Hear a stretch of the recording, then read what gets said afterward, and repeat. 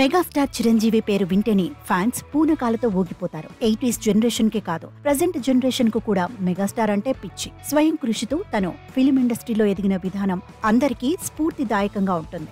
ఎవరి సపోర్ట్ లేకుండా ఇండస్ట్రీలోకి అడుగుపెట్టిన చిరంజీవి తన 69వ పుట్టినరోజు జరుపుకుంటున్నారు. ఈ సందర్భంగా ప్రజెంట్ తను నటిస్తున్న విశ్వంబర సినిమా నుంచి యువి క్రియేషన్స్ ఓ పోస్టర్ రిలీజ్ చేసింది. ఇప్పుడు ఈ పోస్టర్ సోషల్ మీడియాలో తెగ వైరల్ అవుతోంది.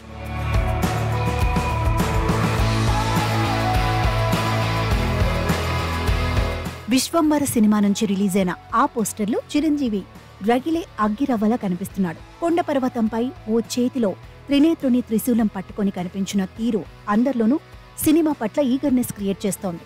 సోషియో ఫ్యాంటసీ ఫిల్మ్ నేపథ్యంలో సాగే ఈ సినిమాలో మంచి కోసం పోరాడే యోధుడిలా చిరంజీవి కనిపించనున్నట్టు తెలుస్తోంది.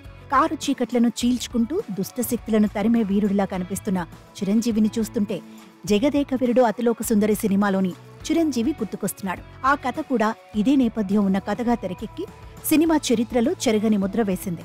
ఇదిలా ఉండగా మెగాస్టార్ చిరంజీవి పుట్టినరోజు ఆగస్టు 22న తనకెంతో ఇష్టమైన ఆంజనేయ స్వామి విగ్రహం ముందు గద పట్టుకుని ఉన్న పోస్టర్ వదులుతారని ఫ్యాన్స్ ఎక్స్పెక్ట్ చేశారు. కానీ వాటన్నింటికీ భిన్నమైన పోస్టర్ను రిలీజ్ చేసి సినిమాపై హైప్ పెంచారు. ఒక రకంగా ఈ పోస్టర్తో మెగా అభిమానులందరికీ ట్రీట్ ఇచ్చే ప్రయత్నం చేశాడు డైరెక్టర్ వశిష్ఠ.